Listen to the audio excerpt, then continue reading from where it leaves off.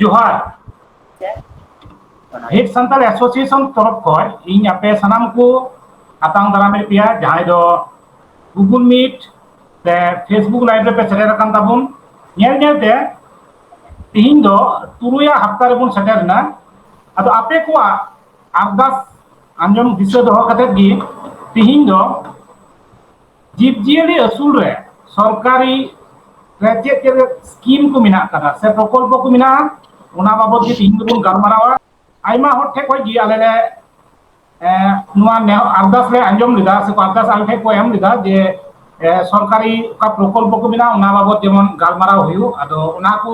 आपे को कथा उयहर कते गी तिहिन सरकारी प्रकल्प बाबद गालमाराव रिया गोटा वकाना मा आदो तो हाँ डाक्टर वो तक मांगी को गालमाराव ताबुना आदो जतो मन दिए बुन आंजमा और आपे जहां कुकली को टाइम खाय जरूरी नोआ कुकली को दोहय ताबुन पे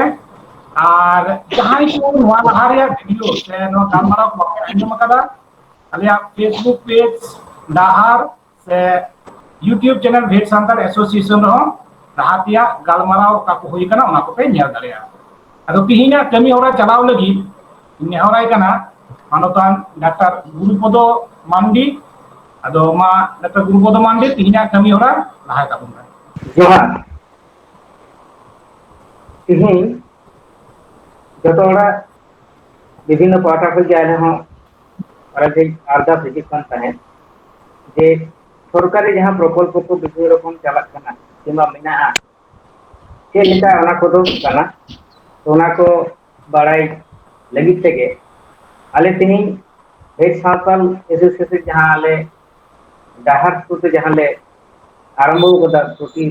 सप्ताह रे शनिवार रे तिहिन ना तो 6 हटिंग जानता और जहां को अब फेसबुक लाइव और ना गूगल मीट रे बन हे कना जतो गे आले ना हेड सान्ताल एसोसिएशन तरफ कोई गॉड जोहार तो मा तबे तिहिन दो बन आजमा doctor Rabindranath Hansda veterinary officer government of West Bengal उनिया तरफ कोई जे चे सरकारी स्कीम को ओका समय चेलका चला और ना तो सुयोग सुविधा को तो चे मेना मा तबे निदर दो माइक चलाई केना डॉक्टर रविंद्रनाथ हांसदा गंके जोहार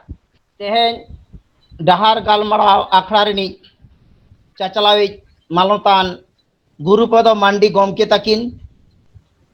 सांग नोआ डहार गालमाराव आखड़ा coordinator doctor Stephen Soren साउते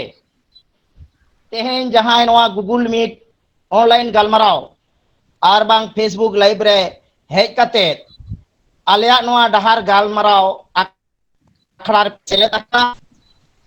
सानाम Koge Alia भेट सान्ताल एसोसिएशन वेस्ट बंगाल पाहाटा खन इना तरफ खन लासारहेद गुण मानव जोहार और हुडिंग को दो चौचरे दुलर एम कते तेहेना डहार गालमाराव आखड़ा रेना जहां हाताम से विषय ओना इदी कते गालमाराव एथोबेया तेहेन मारांग नोआ डहार गालमाराव आखड़ा रे दो गालमाराव दोहो ताहे कना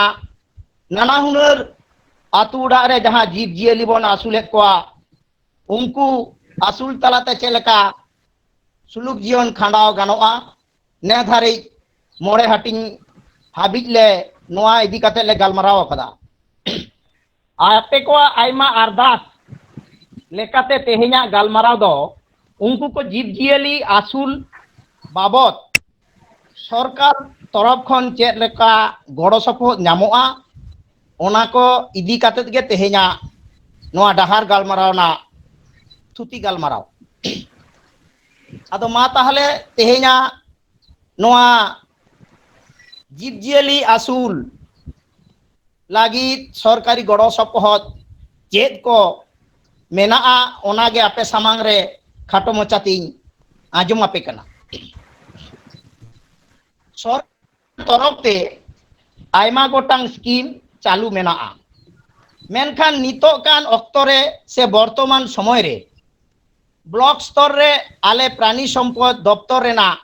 जहां स्कीम को चलाक कना एकेबारे लेटेस्ट जहां तो ब्लॉक प्राणी सम्पद विकास विभाग रे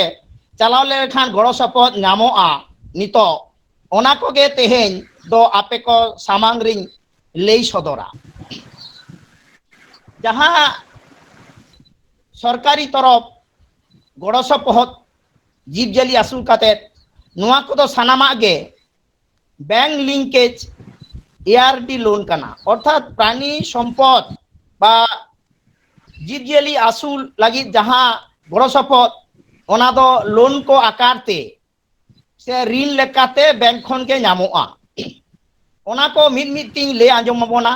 जहां को तेहेबन सेलेद आकना नितो वर्तमान समय रे जहां पुइलू लोन आकारते से ऋण आकारते सरकार गड़ो सपोहद एमोग कना जीव जली आसूल खातिर ओना दो होयुग कना केसीसी लोन जहां को दो मेता कना को जे किसान क्रेडिट कार्ड अंडर रे जहां लोन नोआ शर्मा पश्चिम बंग सरकार केसीसी आवतारे चासबास छाड़ा जीव जियली आसूल चेतान रे लोन एमोग कनाय से लोन नामोग कना जाते आतु उड़ा रे जीव जियली आसूल माने गई डांगरी मिहु मेरम सिम सुक्री लगी जहां खरच ओना जेनो लोन आर बांग ऋण हिसाब ते नामो नोआ लोन दो जहां ओड़ा रे गई डांगरी सिम सुक्री मेरम भिडी उनको को मेना आकात कोआ आर उनको को केसीसी कार्ड मेना आर नामा को हो जीव जियली आसूल खातिर नोआ लोन को नामा मेनखान मिटंग कथा नोआ लोन दो जीव जियली किरिंग खातिर दो बांग केवल ओड़ा रेन जीव जियली आसूल रेना खर्चा बाबद ते जहां टाका ओना टाका लोन आकारते से ऋण बाबद ते नामोआ नोआ टाका से ऋण रेना अमाउंट को दो चेलेका जहां ओड़ा रे बारिया बिस्किल गई से तोएम गई डांगरी मेना किना उनी दो नामाय 67,000 टाका और जहां को सिम बन आसूल को अंतत 900 खन 1,000 गान सिम मेना को नौका उनको को आसूल लगी उनी दो को एमाया 1,75,000 टाका और जहां उड़ा रे 10टी गान मेरम से भिडी मेना को उनी दो को एमाया 20,000 टाका और जहां उड़ा रे पुनिया सुक्री मेना को उनी दो को एमाया 41,000 टाका नोआ केसीसी लोन लगी मांग चासबास लगी को नाम किया 12 लाख टाका और नितो ओना साव जीव जियली मेसा कते मोट 2 लाख टाका नामोआ मिद सावते मिद बछर रे जीव जियली आसूल और चास लगी नोआ काउडी दो लोन से ऋण बाबद सरकारे एमोआय नोआ खातिर केसीसी फॉर्म जहां तो किसान क्रेडिट कार्ड अंडर जहां नोआ लोन फॉर्म नोआ दो आगू होयोआ निजे निजे ब्लॉक रेना जहां पीएडीओ ऑफिस जहां दो को मेता कना प्राणी सम्पद विकास उन्नयन अधिकारी रेना ऑफिस ओंडे चलाव काते खोज खबर हाता लेखान बन नोआ फॉर्म दो नामोआ और नोआ फॉर्म दो पे पतार ना फॉर्म कना नोआ फॉर्म फिलअप काते नोआ सांग 12 कॉपी फोटो साउते Aadhaar card voter ID card passbook जहां रनिंग चला कना ओना रेना पहिलो पेज रेना जेरॉक्स कॉपी साउते बर्थ रेना मिटंग डॉक्यूमेंट्स आकारते लगा अर्थात आम जे जहां जायगा रे नुकु को जीव जियली मासूल आकात कोआ ओना जायगा रेना मिटंग डॉक्यूमेंट्स रिकॉर्ड आकारते जेरॉक्स लगा और केसीसी से किसान क्रेडिट कार्ड लगा नोआ को मिटते जोड़ो काते से नोआ को मिटते सामटाव काते केसीसी नोआ फॉर्म फिलअप काते बीएलडीओ जहां दो ब्लॉक प्राणी सम्पद रिनी अधिकारिक जहां उनी बीएलडीओ ठेन चला लेनखान नोआ स्कीम वेरीफाई काते आदो बैंक रे जमा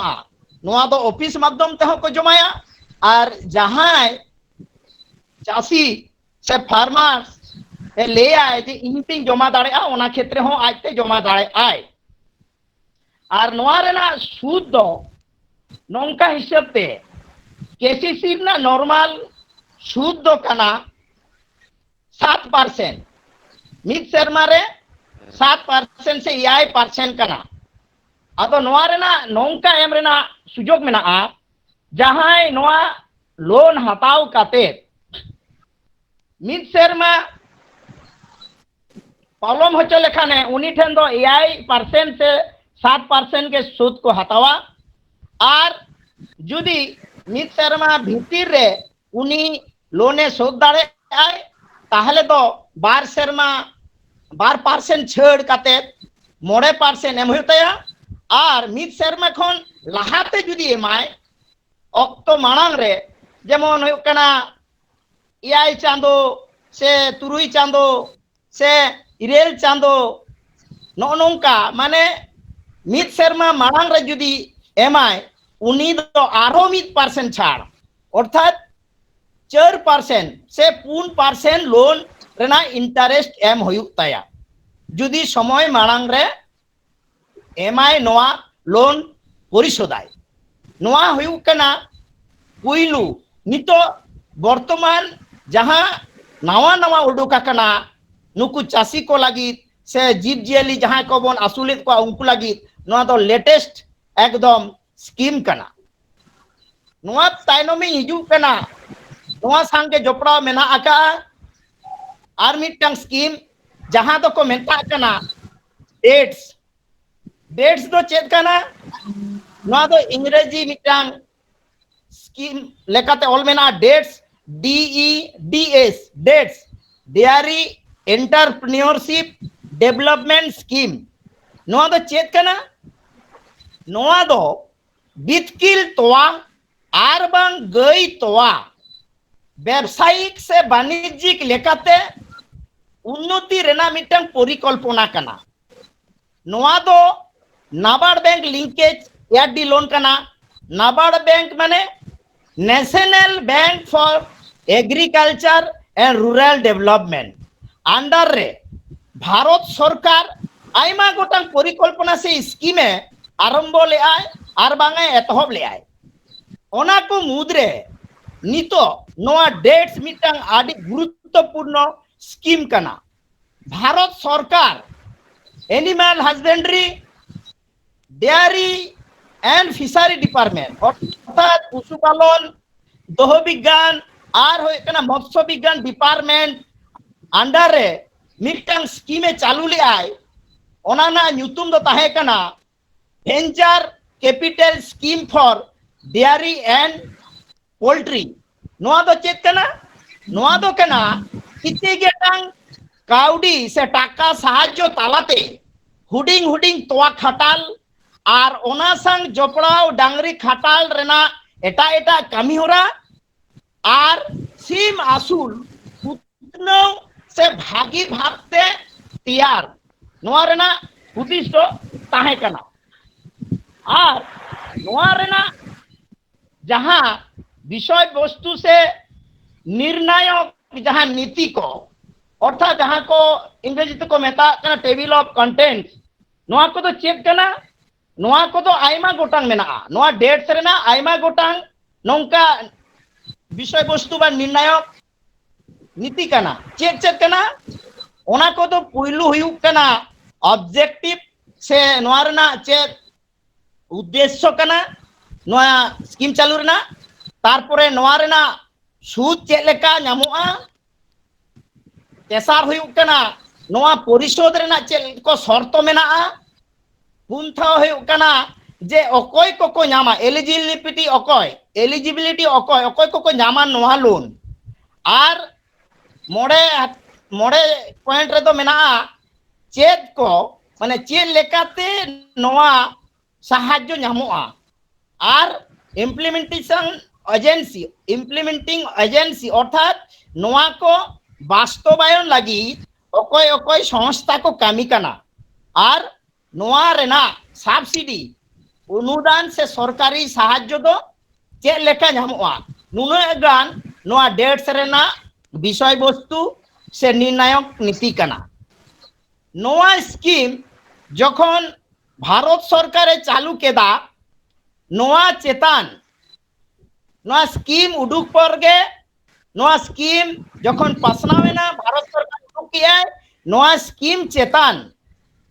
आयमा लेकान गालमाराव को दोहो किया चासीबासी राज्य सरकार एमन की बैंक नोआ रेना क्राइटेरिया बा नोआ रेना नोआ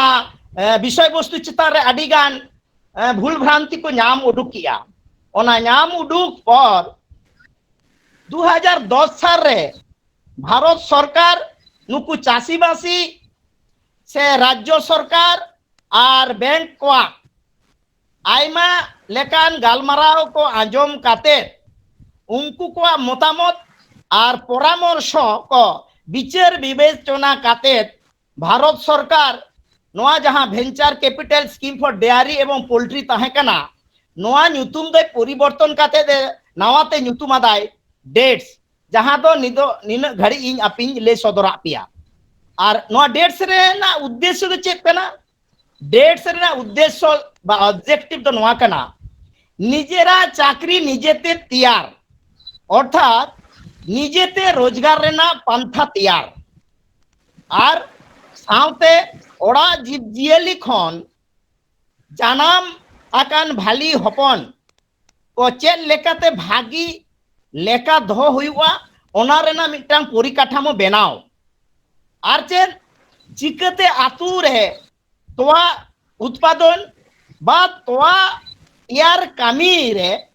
आगु काते उन्नति कराव गानोआ आर चेक तोआ बा तोआ तैयार रेना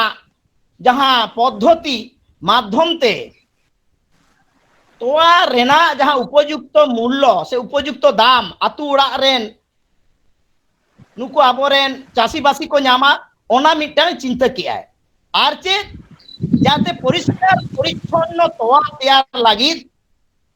लेटेस्ट तोआ फार्म जहां को तैयारो कना ओना उतना हुआ चिकते नोआ हो मिटांग निया दिसुदिस ताहेना आर चे जे व्यवसा भित्तिते तोआ आक्रिंग रेना जहां परिकल्पना मांग खन मिटांग गतानुगतिक पद्धति ते चालू कान तहार ओना ट्रेडिशनल टेक्नोलॉजी रेना अपग्रेडेशन चेकाते करा हुआ बा ओना लागतिया नोआ हो ओना डेट्स ना मिटांग उद्देश्य ताहे कना ओना हिसाब तेगे नोआ venture capital scheme for dairy and poultry ना न्यूतुम दो परवर्ती पर्याय रे चेंज होइना डेट्स हिसाब ते नोआ करना नोआ लोन जुदी को जहां को हतावा नोआ रेना सूद दो चेलकाते एम हुआ नोआ रेना सूद दो हुयो कना जे प्रतिटी बैंक आर हुयो कना रिजर्व बैंक ऑफ इंडिया जहां आजा गाइडलाइन मेना ओना लेकाते गे लोन रेना सूद दो एम हुआ एरपर हुयो कना जे रिपेमेंट टेन्योर अर्थात नोआ शोध रेना शर्त को दो चेक शोध नोआ जखन लोन जहां हतावाय उनी चिकाते सोदाय बा चेलका भाबते सोदाय ओना शर्त दो चेक शर्त तो हुयो कना परिशोध रेना नोआ लोन जहां को हताव परिशोध का समय सीमा तो हुयो कना पे शर्मा खन याय शर्मा अर्थात पे बछर खन 7 बछर और नोआ दो आरोन निर्भरवा चेक लेकना कामी होरा खातिर लोन हता कना आर बांग तीना टाका हता कना लोन ओना चितान रे हो नोआ परिशोध रेना समय सीमा दो निर्भर आय नोआ लोन ओकोय को नाम दाड़ेया एलिजिबिलिटी ओकोय कना को नोआ लोन दो नाम दाड़ेया को जहां जहां को उनको को तो कोयो कना साधारण फार्मर से नाम दाड़ेया से चासी नाम दाड़ेया जहां व्यक्तिगत उद्योग मिटांग हटाओ काय उनी हो नाम दाड़े सिंगल एंटरप्रेन्योर उनी नाम दाड़े आय groups of organise and unorganise sector संगठित एवं असंगठित जहां ग्रुप बा गोष्ठी को मेना को नुको लोन को नाम दाड़े और ओको नामाय एसएचजी ग्रुप अर्थात स्वनिर्भरशील जहां महिला ग्रुप को एना कोआ नेतार कान दिन रे जहां आयो को मिटन ग्रुप तेरा उनको उनको को नोआ लोन को नाम दाड़े और ओको को नामा डेयरी कोऑपरेटिव सोसाइटी जहां दो तोवा आखरिया को जहां दुग्ध समवाय समिति जहां को तैयार का तोवा आखरिना उनको को नाम दाड़े नोआ लोन और ओको को नामा मिल्क यूनियन बा फेडरेशन जहां उनको को लाटू आकार ते जहां को कराया उनको को नाम दाड़े पंचायत राज इंस्टीट्यूशन मेनते मिटांग प्रतिष्ठान को तैयार का नुकू को नाम दाड़े नोंका आरो आयमा गोटांग हर नोआ लोन को हटाओ दाड़े नोडे मिटांग बाड़ाई तेना कथा मिद हर प्रतिटी स्कीम खन मिधाव काते नोआ लोन साहाय्य नाम दाड़े आय आर घारोंज रेन मिद हर खन बेसी सदस्य नोआ साहाय्य दको नाम दाड़े घारोंज रेन मिद हर खन बेसी सदस्य नोआ लोन को नामा मेनखान मिद हर मिद धाव गे लोन दय नामाय नोआ दो मिटांग बाड़ाई तेना कथा नोआ रे पैटर्न्स ऑफ असिस्टेंट माने के धरना साहाय्य नोआ रे नामोआ साहाय्य तो चेल कना साहाय्य तो नोंका कना मिटांग नोआ स्कीम रेना जहां प्रोजेक्ट स्कीम रेना अनुदान बारे सरकारी साहाय्य माने सब्सिडी जहां बन लिया कना ओना बादते जहां बाड़ती टाका बा बाड़ती प्रोजेक्ट कॉस्ट तहेना ओनागे लोन आकारते से लीन बाबते नामोआ फार्मर्स से चासीबासी को जहां उद्योक्ता निजेरा नोआ रे शेयर मनी बा मार्जिन मनी लेकाते 10% टाका निजेरा अकाउंट रे जमा हुयु ताया नोआ दो नोआ प्रोजेक्ट रेना मिटांग पार्ट कना जे लोन टाका सब्सिडी टाका और मिटांग मार्जिन मनी माने जहां कोन लिया जे जहाना बंधक एम काते टाका हता ओंका गे मिटांग शेयर मनी ओना प्रोजेक्ट मूल्य रेना 10% टाका निजेरा अकाउंट रे दोहो होयुआ और नोडे तो नोआ स्कीम रे तो सरकारी अनुदान दो चेलेका सरकारी अनुदान दो जहां नुकु जेनरल कास्ट से दिकु को एटा जाति को मेना को नुकु दो को नामा 25% और जहां अब सांतार अर्थात जहां एससी एसटी को मेना आकात को ओबीसी को नुकु दो 33.33% नोआ सब्सिडी से अनुदान बांगमा सरकारी गड़ो सपोहत को नाम दाड़े नोआरेन इम्प्लीमेंटेशन एजेंसी तो अकोय कना को माने नोआ बास्तवायन लगी अर्थात नोआ टाका को दो अकोय को एमोआ अर्थात जोगाजोग संस्था तो अकोय कना को नोआरनी मेन उद्योक्ता तो होयो कना एनारगी लेके नाबार्ड रानिक बैंक जहां तो होयो कना national bank for agriculture and rural development नुई होयो कना एकमात्र शेयर बा नोआ टाका को एमरेनी मूल उद्योक्ता किंतु नुई माध्यम तेगे नुई सांग जहां को जोपड़ावाकन बैंक को नुई स्कीम को चालुइया उनको हुको एमोआ उनको को दो कोय कना को जहां दो अब आतु दिसम रे कमर्शियल बैंक मेना कोऑपरेटिव बैंक मेना रीजनल रूरल बैंक मेना रूरल डेवलपमेंट बैंक मेना स्टेट कोऑपरेटिव एग्रीकल्चर बैंक मेना अर्बन बैंक मेना स्टेट बैंक ऑफ इंडिया मेना यूनाइटेड बैंक ऑफ इंडिया मेना आर मेना चेत ग्रामीण विकास बैंक साउते बैंक ऑफ इंडिया नुना गान बैंक नोआ अनुदान रेना बात करते जहां लोन टाका नुकु बैंक को एमोआ नितो तो हुई कना जे नोआ लोन रेना सब्सिडी से अनुदान के स्कीम चेतान रे चेलेका भाग को एमोआ मिमिटा स्कीमिंग ले आजोमाबोन कना जहां को स्कीम चेतान रे नोआ डेट रेना आदि आइमा स्कीम मेना माने बा प्रोजेक्ट मेना नोआ डेट स्कीम रेना आयमा गोटांग प्रोजेक्ट मेना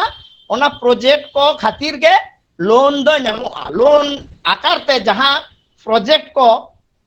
नोडे को एमोआ चालू खातिर ओना को लाबोन कना प्रथम हुयुक कना डेयरी फार्म अर्थात जहां गई आसुल कोय तोवा खातिर उनी नोआ टाकाय नाम दाड़े आय नोआ रेना हाईएस्ट जहां सीलिंग गई आसुल बाबत गेल गोटांग डांगरी बितकिल गई डांगरी तोवा एम डांगरी जहां आसुल कोय उनी दो नोआ रेना हाईएस्ट टाका 9 लाख टाका धारी लोन को एमाया और नोआ शुधु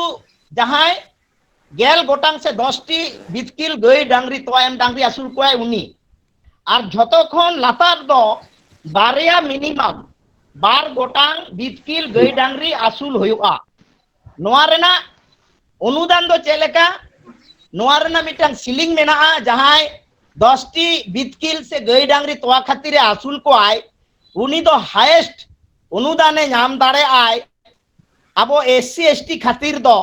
1,67,000 टाका नाम दाड़े आय 10टी गई डांगरी आसुल खातिर और मिटांग गई डांगरी आसुल रे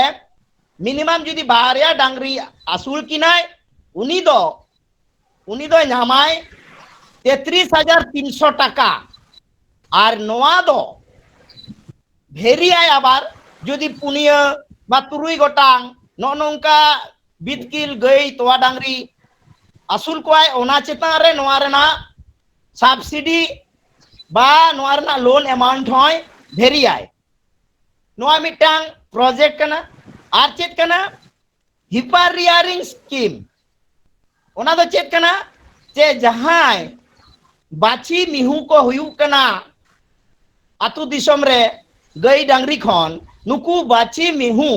बांग आखरिंग काते नुकु चिकते भाले भाबते लालन पालन हुआ ते उनको गई तैयार हुआ ओना खातिर नोआ प्रोजेक्ट रे हाईएस्ट लोन टाका नामुआ 3,80,000 टाका 3,80,000 टाका नामुआ और झतखन कम दो नामुआ 9 गोटे डांगरी माने मिहू डांगरी दो दरकार 9 गोटे मिहू डांगरी दको लगा नोआ लोन खातिर नोआ लोन रेना सब्सिडी से अनुदान व सरकारी साहाय्य लेकाते जहां अनुदान को एमो काना ओना दो जुदी जहां 12 बा 20टी गान बाछी मिहुई दो दारे आकोय उनी दो आबो सांतार दको एमाया 1,60,000 टाका और 9 गोटे जहां दो कोय उनी दो अनुदान बाबत सब्सिडी हिसाब ते छेड़े नामाय 40,000 आबो नोआ दो एससी एसटी और ओबीसी खातिर आर चेत मेना नोआ प्रकल्प रे उनका के आरो मेना चेत मेना जे तोआ जहां धुओ हुआ आबो तो नेतार दो आतु दिसोम रे ती ते आडी हर आयो गगो ताको को तोआ को जहां करे खटा लाकारते मेना ओना करे दो मेसिन लगाव काते आयमा गोटांग डांगरी को ताहलेन खान ओना तोआ को हुआ ओना मेसिन किरिंग लगी आर बांग ओना तोआ चिकते रियार दो हुआ जहां रेना कैपेसिटी दो 12,000 लीटर नोंकेना जहां मेसिन को किरिंगा नोआ बाबत खातिर उनको दो नोआ लोन टाका को नामा 18 लाख टाका भागे लेका अंजम पे नोआ मेसिन किरिंग आर तोआ जहां रियार दो लगी नोआ मेसिन बाबत जहां लोन टाका नामोआ ओना दो हुयु कना 18 लाख टाका और आबो संसार को दो नोआ रे अनुदान से छेड़ को नामा सरकारी गड़ो सफल लेकाते 3 लाख टाका 18 लाख टाका लोन रे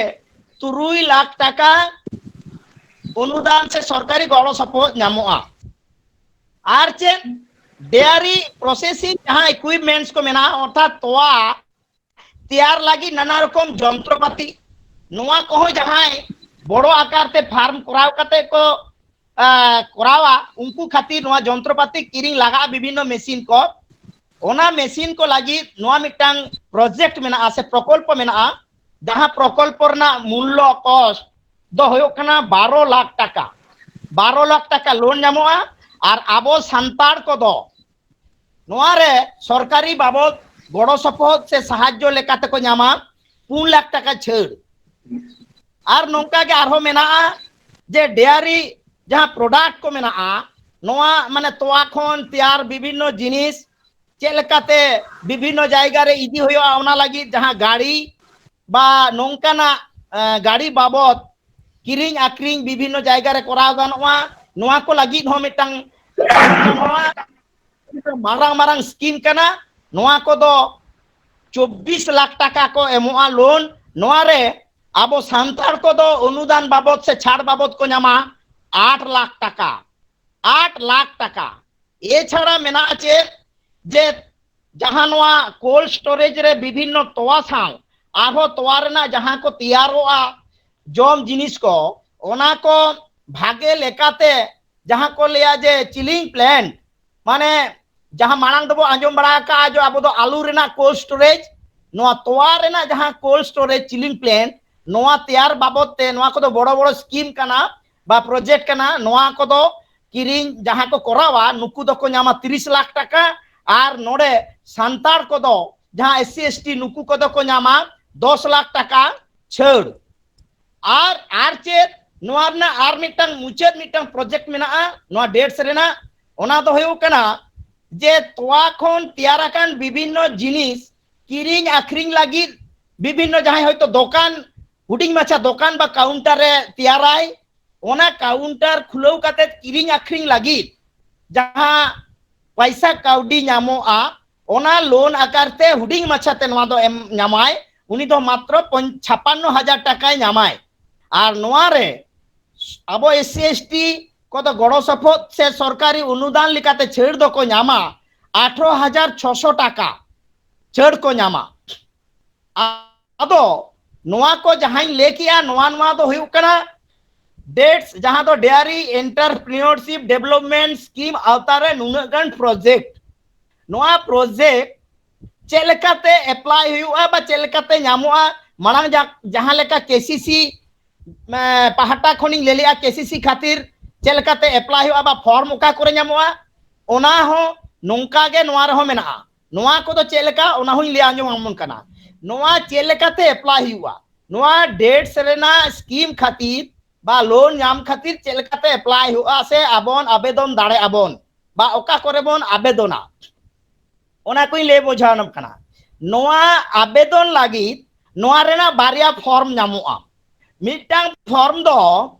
निजे निजे रे ब्लॉक स्तर रे जहां एनांग रिंग मेन किया प्राणी संपद विकास विभाग जहां ऑफिस मेना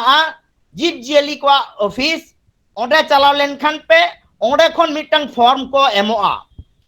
और मिटांग फॉर्म तो होयो कना जहां निर्धारित बैंक को ले होई ना ओना बैंक रे चलाव लेनखान ओंडे उनका मिटांग फॉर्म को एमोआ नोआ स्कीम लगी नोआ बानार फॉर्म मिटते फिलअप हुआ और फिलअप काते ओने पहिल रिंग लेके लेका केसीसी रना लोन उनका गे जे नोआ रेना मिटांग प्रोजेक्ट जहां गई आसुल खातिर बा मिहू आसुल खातिर जहां रेना प्रकल्प खातिर गे आवेदनोआ ओना लगी जहां प्रोजेक्ट से स्कीम दो प्राणी संपद रिनी जहां लाटू ऑफिसर मेना आकादिया ब्लॉक रे उनी तैयाराय उनी तैयार काते नोआ बारिया फॉर्म निजे आको प्राणी संपद विभाग ना जहां फॉर्म और बैंक रेना जहां फॉर्म ओना फॉर्म फिलअप काते नोआ सांग एम हुआ जायगा रेना मिटांग डॉक्यूमेंट्स अर्थात दलिल बा रेकर्ड पहलू दो जखन आवेदन तखन दो जेरक्स लगा और परे जखन लोन को सेंशनोआ तखन दो ओरिजिनल जायगा रेना कागज लगा से दलिल लगा नोडे मिटांग कथा ले दोहपे कना नोआ रे दो बार रकम ते लोन टाका नामोआ सरासरी प्रोजेक्ट कॉस्ट जहां डाक्टर बाबू तैयाराय उनिया हिसाब ते लोन नामोआ आर हुयुक कना जे नोडे आर मिटंग नोंका शर्तो मेना जहां को बद को उदुगा जहां तीना बद उना बद पिछु मिटंग मूल्य धार्य से मिटंग दाम धार्य मेना उना दो चलेका बीघा प्रति 1,20,000 टाका नाम दाड़े आय जहां जुदी जायगा इदी काते के लोने हतावाय उनी दो जहां दो दिकु कथाते को लेकर मॉर्गेज से बंधक लेकाते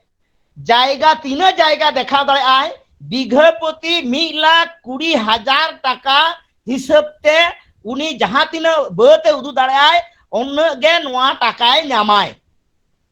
ओना खातिर उनी दो ओना तीना बते उदुगाय ओना रना ओरिजिनल कागज से दलिल जखन बैंक रे टाका सेंसनो ताया उन समय ओना दो उदु हुयो ताया और जखन आवेदनाय शुधु ओना दा जेरोक्स कॉपी एम लेखान गे गानोआ और नोआ को संग एनारिंग लेके लेका वोटर आईडी कार्ड वोट रेना जहां अपना कार्ड मेना आधार कार्ड जहां मेना और बैंक रेना बोई जहां मेना ओना रेना जेरोक्स कॉपी और नोआ क्षेत्र दो बैंक रेना जहां एनारिंग लेके जहां सूद ओना दो जहां ओना बैंक रेबन हतावा ओना बैंक गे सूद दो निर्धारण नाय आबार नोआ सूद चितान हो मेटांग लाक्तियान से बड़ायतेना कथा मेना नोआ रे जहां जहां लोन बापत दरखास्तकारी से आवेदनकारी को आवेदना उनको जुदी कोड़ा हपन को होयोआ ताहले ओना बैंक रेना जहां सूद धार्य मेना 8% की 10% की 9% की 7% ओनागे एम हुयु ताया मेन खान जुदी नोआ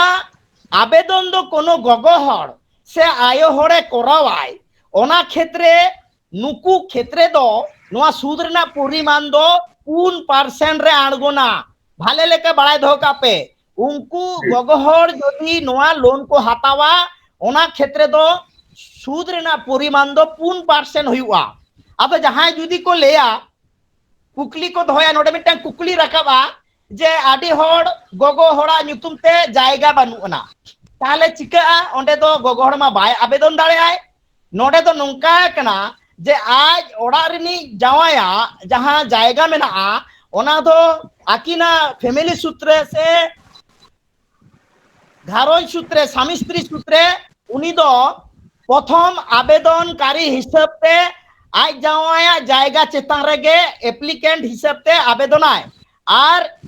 2 नंबर रे साक्षी लेकाते आवेदनकारी दो ताहेनाय आज जावाय नोआ दो भाले लेका बड़ाय दोका पे जहां को गगो हड़ को आवेदना उनको आज जुदी जायगा बांग ताहेना आज जावाया जायगा इदी काते नो आवेदने कराव दाड़े आय प्रथम जहां आवेदनकारी हिसाब दो आज गे ताहेनाय और द्वितीय नंबर दो आज जहां सोई ताहेना नोआ रे हो बार कॉपी काते फोटो लगा और एना रे अनुदान रेना जहां सरकारी गड़ो सपोर्ट में लेका जे गड़ो सपोर्ट दो आबो लेका एसटी बस संतार को दो 33.33% आबो दो नोआ रे अनुदान बन नामा और टाका जखन बन नामा आबो अकाउंट रे 10% जहां नोआ ना लोन अमाउंट ओना जहां शेयर मनी से मार्जिन मनी लेका दो आबो नोआ आबोना निजरा अकाउंट रे जमा दोहोयवा ओना टाका दो आमा अकाउंट रे आमा टाका कान रे हो जतखन नोआ रेना इंस्टॉलमेंट जखन बाम परिशोधा ठीक ठाक ततखन दो आमा नोआ मार्जिन मानी हो तुलो बांग गानोआ अदो जके नोआ शर्मा गान आम ठीक ठाक नोआ इंस्टॉलमेंट एम एमा तखन खनगे आमा नोआ जहां अनुदान सरकारा ओना टाका आदो ओना अकाउंट रे बोलोना नोआ खातिर दो उनी बैंक गे जहां बैंक खने लोन एम हतावा उनी बैंक गे जहां दो रीजनल ऑफिस नबाड़ा उनी एप्लीकेशन आय जे आले आमी उपभोक्ता जहां एप्लीकेशन ले आय लोन लगी डेट्स लोन लगी नोआ ले सेंशन काते ऑलरेडी उनी फर्स्ट फेज टाका ले डिसबर्स का दिया आम उनी रीपेमेंट ठीक ठाक एमी आय उनिया सब्सिडी से गड़ा सरकारी गड़ा सपोर्ट आम निया अकाउंट रे पठाओ में आर नोआ रे आर बड़ाई तेना कथा नोआ टाका दो जहां लोन टाका लेकिया ओना को दो मिद धाव ते दो बांग ᱧᱟᱢᱚᱜᱼᱟ नोआ दो फेज फेज ते ᱧᱟᱢᱚᱜᱼᱟ नोआ दो हुयुक कना नोआ लोन दो हुयुक कना जायगा किरिंग हो रेना टाका नोआ रे मेनाआ डांगरी किरिंग रेना टाका हो मेनाआ डांगरिया गोड़ा तैयार खातिर हो टाका मेनाआ डांगरिया हेल्थ माने शरीर स्वास्थ्य नेल खातिर टाका मेनाआ डांगरिया बीमा लगी टाका मेनाआ नुना फेज ते आर डांगरिया जोम बाबत किरिंग अक्रिंग किरिंग खातिर हो टाका मेनाआ नुना फेज ते नोआ को जपड़ा मेनाआ ओनाते नोआ लोन टाका दो मिद धाव दो बाको एमोआ प्रथम जहां टाका को एमोआ ओना टाका ते दो आम गोड़ाम तैयार किया से बांगा गोड़ा तैयार काते आम डांगरीम किरिंग के को से बांगा नोआ गोड़ा तैयार और डांगरी किरिंग माने बितकिल तोवा गई डांगरी किरिंग नोआ आमेम उदू आका लगे पोरो फेज रेना टाका को मिटांग सेकंड माने बार धाप रेना टाका को एमामा बार धाप ना टाका एम परे आर मुचे जहां टाका को एमोआ ओना दो हुयुक कना विभिन्न गया जम बया गया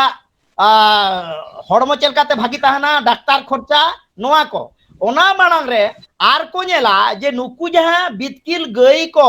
किरिंग आकाना को उनकुआ बीमा करा हुई कना से बांगा नोआ बीमा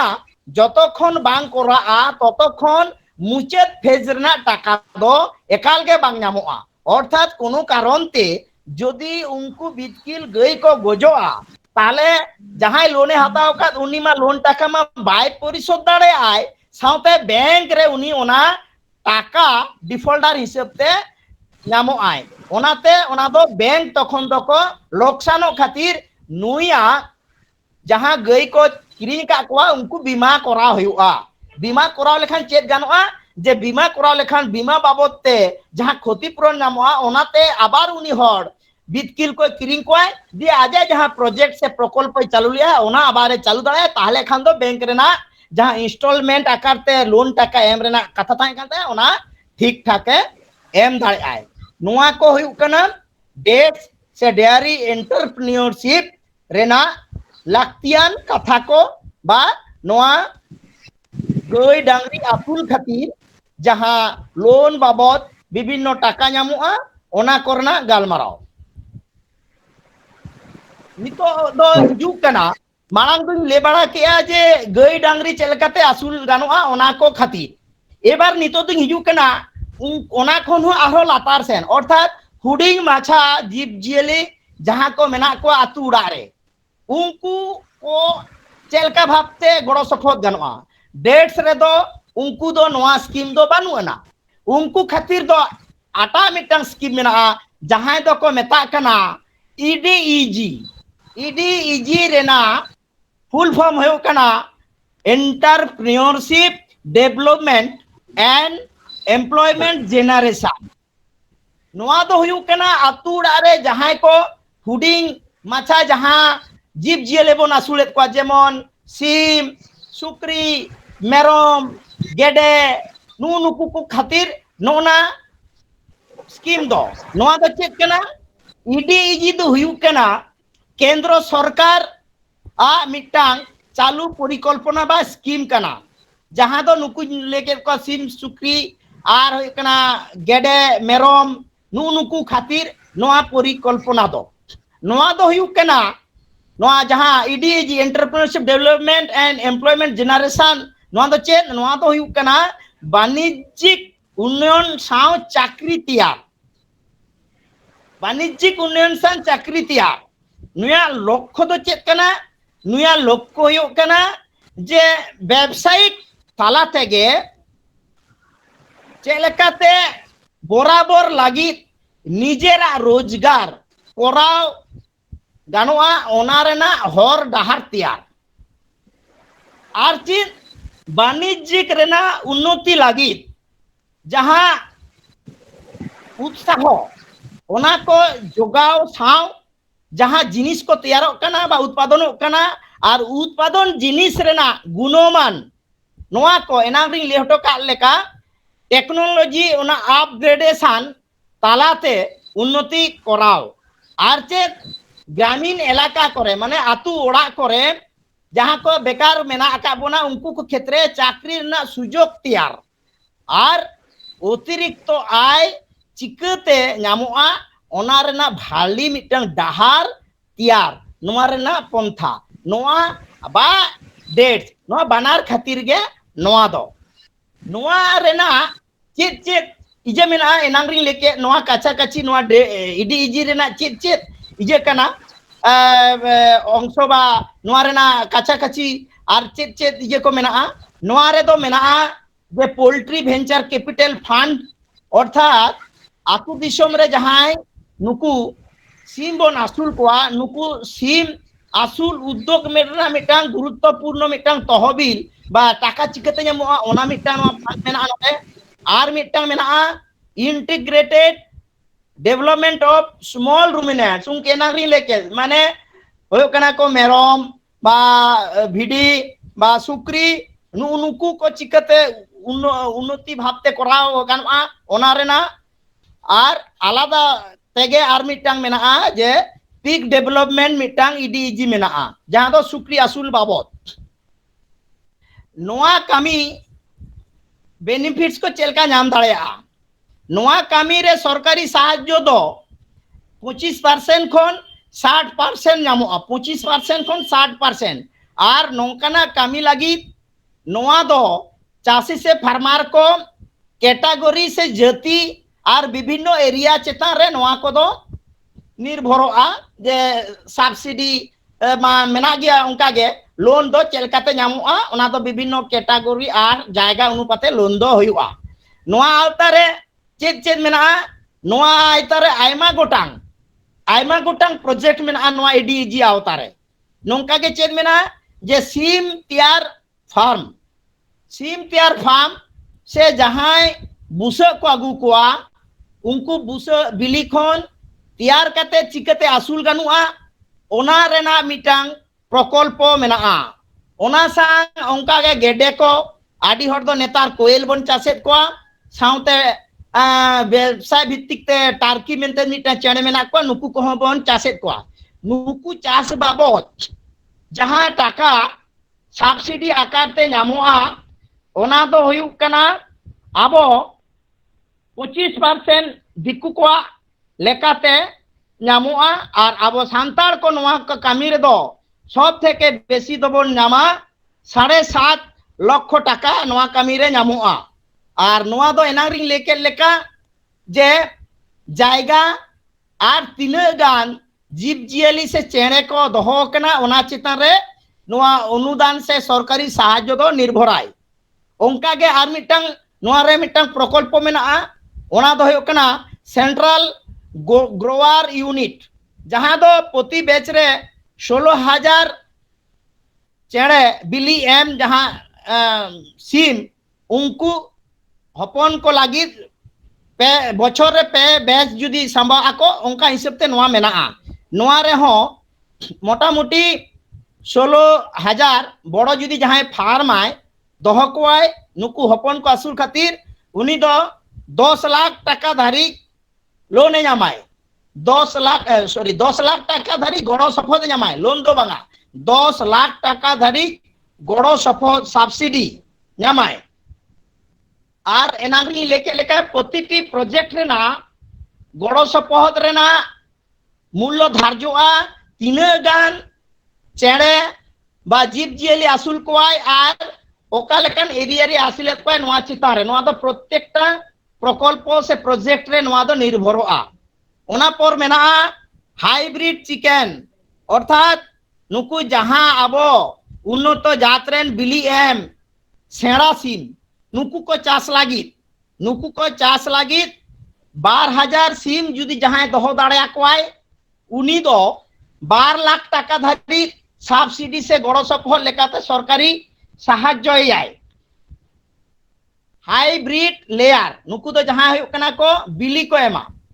ओना तायरम मेना को हाइब्रिड ब्रोलेयर अर्थात नुकु दो इकना शुद्ध जील बाबत जहां जखन सीम आसुल बाबत ते गालमारा होइलना उन समय गालमारा होइलना ब्रॉयलर दो हुयो कना को शुद्ध जील खातिर नुकु जुदी ब्रॉयलर हाइब्रिड ब्रॉयलर जहां आसुल को आए 2000 पर्यंत जहां कैपेसिटी तहना उनी हुयुग कना तुम्हार हफ्ता रे संभाव दाड़े कोई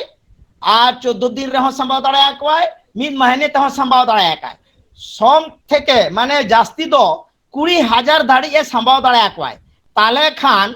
उनी दो नुकु बॉयलार खातिर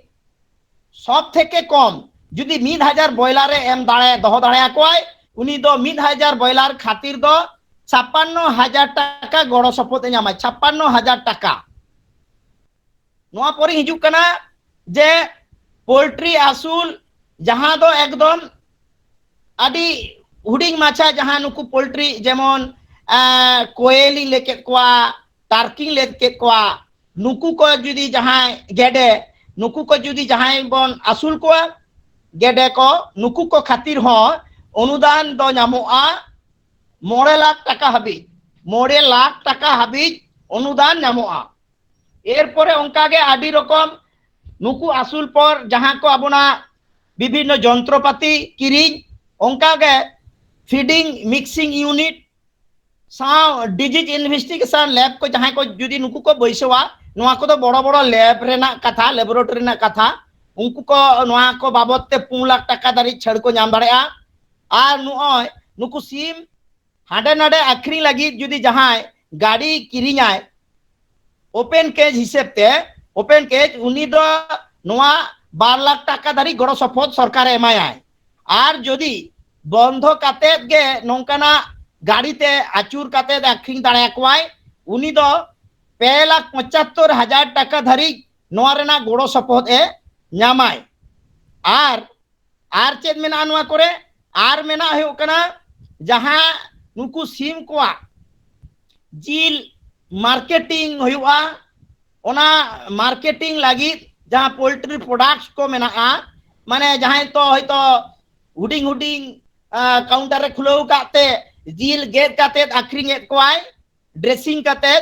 मार्केटिंग काते आखरिंग कोई उनको को तो को नामा सब थेके हाईएस्ट जहां अनुदान ओना दो हुयो कना 2,75,000 टाका मिटांग मेना आर मिटांग मेना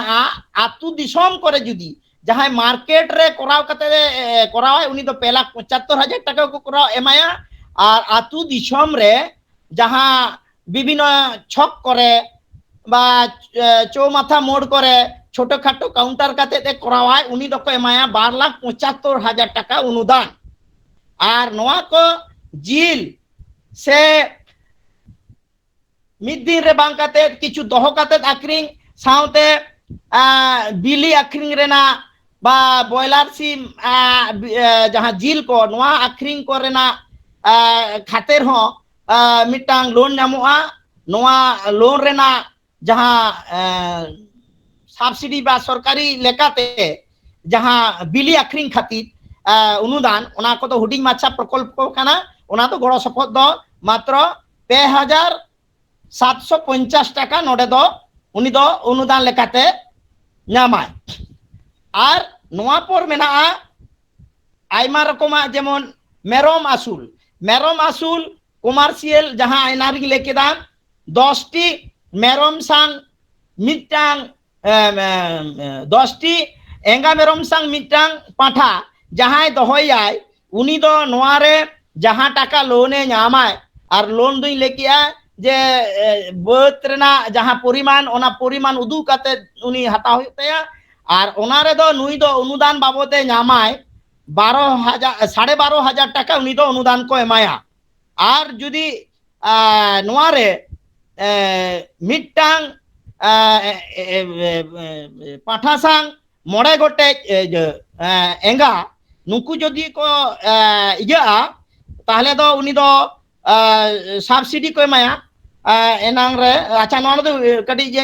इके कइन पेन हिडिया का नोआ दो 10 टी भिडी और मेरम मी साथे जहां को दोहो कोय उनी दो को एमाया 2.5 लाख टाका सब्सिडी और 9 गोटे यूनिट जहां 4:1 अर्थात पुनिया एंगा सांग मिटांग मेरम पाठा उनी दो को एमाया 12,500 टाका सब्सिडी को एम दाड़ाया नोंकाना नोआ स्कीम मेना आर चेक आर होकना सुक्री एंगा पिया सांग मिटांग जहां दोहो कोय उनी दो को 25,000 টাকা নোয়ারে অনুদান সে গড় সপদ নামায় আর যাহাই 20টি এঙ্গাসাং পুনিয়া মাদা মানে পাঠা মানে কুডু কুডু দহ কোয়ায় আর কি 20টি এঙ্গাসাং পুনিয়া কুডু তাহলে উনি দো নোয়ারে অনুদান রেনা সব থেকে যাহা চেতান সিলিং সে সব থেকে হাইয়েস্টে নামায় 2 লাখ টাকা ছেড়ে নামায় নোয়ারে 2 লাখ টাকা जहां लोन को एमाया नोरना लोन रेना 2 लाख टाका धारी नुई छेड़े नामाय एछाड़ा नोआ सुक्री जिल आक्सु आक्री रेना विभिन्न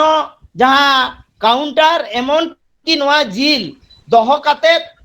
विभिन्न पाहाटा रे इदी काते आक्री गानोआ बा मारांग आकारते जुदी जहां करावाय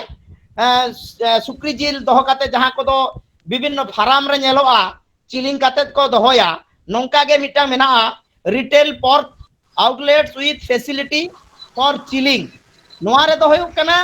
जे सब थेके हाईएस्ट जहां सरकारी गड़ो सपोहत ओना दो नामाय 2 लाख टाका जहां लोन को माया ओना लोन रेना 2 लाख टाका धारी नुई दो अनुदाने नामाय चे लेकाते बा चे लेका भागते नोआ टाका बा लोन टाका बैंक रे नामोआ ओना माई लेकिया जहां नुई करावयाय नोआ को स्कीम रे जहां उद्योक्ता बा उपभोक्ता नुई दो प्रकल्प सेंसन लागी बैंक रे आवेदन एनांग लेव का बैंक आजा जहां नियम ओना नियम लेकाते नुई एप्लीकेंटा से नुई आवेदनकारिया नोआ फॉर्म में तुले जोखायाय जुदी नेलाय जे नुई एम गानोआ लोन ताहले दो कागज पत्र ठीक ठाक जुदी ताहेन ताया ताहले को एमाया आर ओना दो नोआ को टाका दो लोन आकारते जहां नामोआ ओना दो एनांग फेसिया जे विभिन्न फेज ते नामोआ मिद धावर दो पूरा टाका दो बांग नामोआ उनको को किरिंग तारपरे उनको को बीमा ओड़ा को तैयार ओना पर सरकार ठेन ओना डॉक्यूमेंट्स को देखा होयुआ जे किरिंग आकाद कोई आसुलेत कोई तारपरे इंस्टॉलमेंट ठीक ठाक एम लेखाने उनिया अनुदान टाका आर परे फेज ना मुचाद जहां टाका जम को खातिर डाक्तार को खातिर ओना नोआरे नोआ टाका नामोआ एछाड़ा नितो सारा पश्चिम बांग्ला रे ना प्रतिटी जिला रे नोआ को माई लेकिया जे नोआ को दो मांगते जहां लेकिया नोआ को दो विभिन्न सरकारी गड़ो सपोहत टाका को बैंक खन लोन आकारते से ऋण बाबदते नामोआ ओना ओना को दोई लेकिया जेमन केसीसी डेट्स बा ईडीजी नितो हाबी जहां को लेकिया नोआ को दो बैंक खन लोन आकारते से ऋण आकारते नामोआ नितो आर जहां को कथा ले लागिदो कना नोआ को दो सारा पश्चिम बांग्ला रेना प्रत्येकटा जिला रेना प्रत्येकटा ब्लॉक स्तर रे किछि किछि स्कीम माध्यमते किछु मानवी सरकारी साहाय्य लेखाते किछु जीव जियली जहां ब्लॉक रेना प्राणी सम्पद ऑफिस मेना ओंडे खन को नामेत कोआ आतु दिसम रेन चासी को ओना दो आयमा रकम राज्य सरकार स्कीम को मेना किछु किछु दो प्लान प्रोग्राम लेखाते जेमन दो हुयु कना स्टेट प्लान मेना स्टेट प्लान दो हुयु कना चे राज्य सरकार नेतार नोंका का विभिन्न बेनिफिशियरी अर्थात विभिन्न उपभोक्ता बा सुविधा भोगी जहां चासी को नुकु मिद हर हक को नाम दाड़ेआ आबार ग्रुप रेन जहां आबोरेन आयो गगो हर को कराया ग्रुप नुकु कोरेन मेंबर को जहां मेना को बेनिफिशियरी हिसाब ते नुकु को नाम दाड़ेआ नोआ को दो ब्लॉक रेन स्थायी समिति रे माध्यम ते नोआ नुतुम को दो आले ठेन को पाठावा से माने प्राणी सम्पद दफ्तर रे को पाठावा उनका हिसाब ते के ओना नुतुम दो जिला स्तर रे चलाव काते ओंडे जिला परिषद रे जहां को मेना कोआ त्रिस्तर पंचायत लेवल रे जहां जिला परिषद ली जहां सभाधिपति उनी ओना वेरीफाई काते प्रपोजल एम लेखान गे ओना हिसाब ते आले जिला खन जिला रेना जहां प्राणी सम्पद विकास विभाग ऑफिस कना ओंडे खन ब्लॉक स्तर रे उनको को बेनिफिशियरी से उपभोक्ता से उनको गगो हड़ को जहां को एसएचजी रेन कना को बेनिफिशियरी हिसाब ते nyutum को एम लिया उनको को नवा गड़ो सपोर्ट दले एमा को ओना दो चेक कना जे स्टेट प्लान रेना आइमा गोटांग मेना जहां दो नेल को पे आतु आतु करे किछु किछु समय सीम हपन गेडे हपन नुकु को एमो काना नुकु दो नेतार दो प्रत्येकटा बेनिफिशियरी इंडिविजुअल हको नामेत को और ग्रुप रेन महिला को ग्रुप आकार ते को नामेत को नवा दो संपूर्ण बिना पैसाते नवा दो शुधु पंचायत समिति रे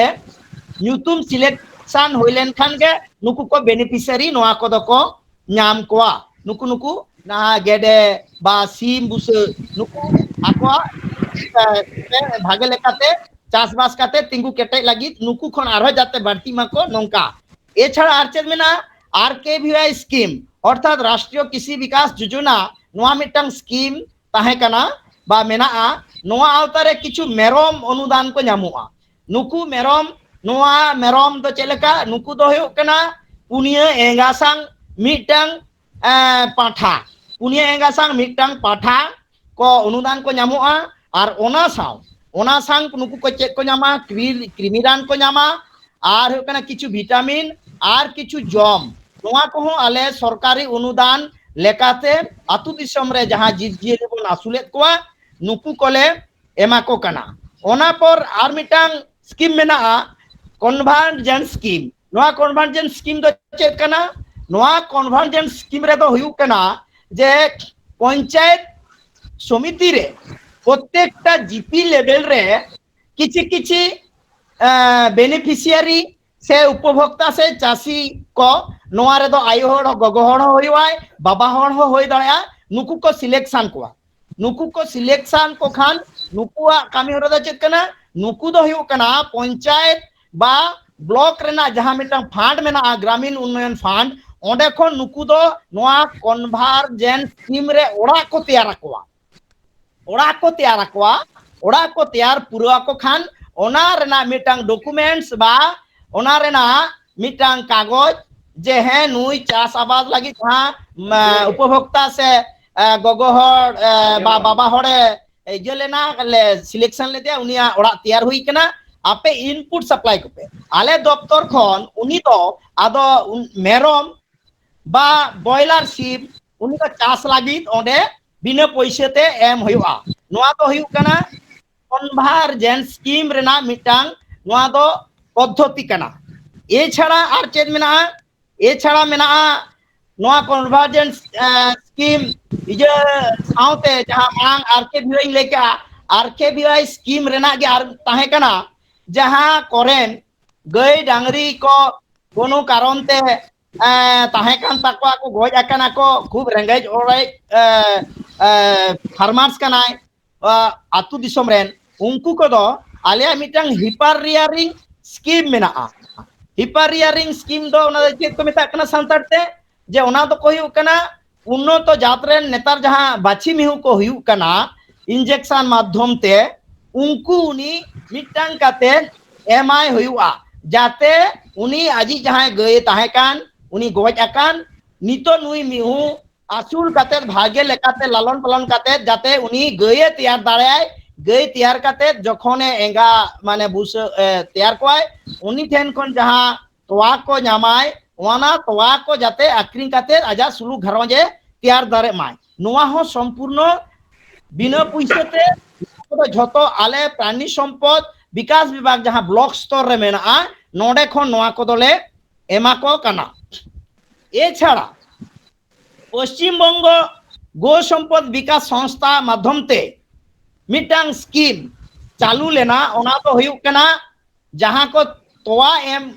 गई डांगरी नुकु को खातिर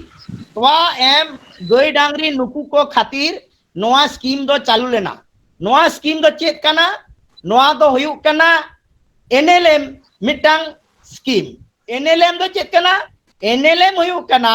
नेशनल लाइवस्टॉक मिशन माने नोआ जातीय प्राणी सम्पद मिटांग कर्मसूची लक्ष्य हतावले आय जहां बितकिल बा गई डांगरी तोवा को एमा नुकु नोआ नेशनल लाइवस्टॉक मिशन आवतारे आगु काते नुकु बीमा करा हुआ नुकुआ बीमा करा हुआ शुद्ध नुकु दो जहां को गई से बितकिल डांगरी तोआ को एमिया उनको दो देसी हको हुई दाड़े आबार विदेशी हको हुई दाड़े आ नुकु तोआ एम गई खातिर मिटांग बीमा कराव चालू कना और नोआर दो चलेका नोआर ना सिस्टम दो हुई कना सब थे के कम जहां गई मिल लीटर तोआय